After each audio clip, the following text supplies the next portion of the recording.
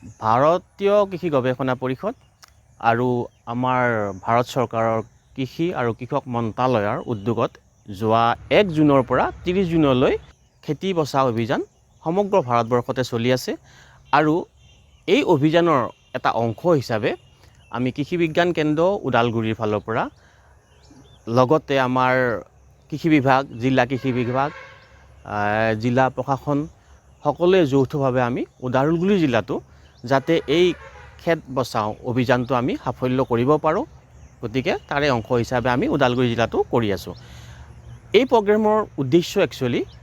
আমি যাতে আমাৰ ৰাসায়নিক সাৰৰ প্ৰয়োগ কম কৰি জৈৱিক পদ্ধতিত আমি যাতে মাটিৰ গুণাগুণ নষ্ট নোহোৱাকৈ আমি খেতিয়কসকলক কৰাব পাৰোঁ, লগতে সেউজ সাৰ, কেঁচু সাৰ আদি যাতে আমি ব্যৱহাৰ বঢ়াব পাৰোঁ, লগতে প্ৰাকৃতিক খেতি যাতে আমি খেতিয়কসকলৰ মাজত লৈ যাব পাৰোঁ। আৰু যেনেকৈ কিছুমান আমাৰ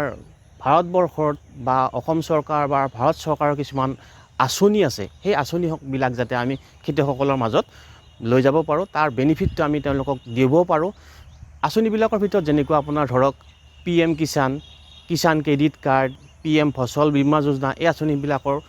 সুফল যাতে খেতিয়কসকলে পাব পাৰে তাৰ ওপৰত গুৰুত্ব ৰাখি এই অভিযানটো কৰা হৈছে। আৰু এই অভিযানৰ অংশ হিচাপে কৃষি বিজ্ঞান কেন্দ্ৰ ওদালগুৰিয়ে এই ক্ষেত্ৰত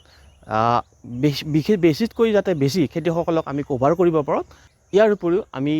সুষম মাত্ৰাত যাতে সাৰ প্ৰয়োগ কৰিব পাৰি খেতিয়কসকলক যাতে আমি এইটো বুজাব পাৰোঁ। আহক আমি সকলোৱে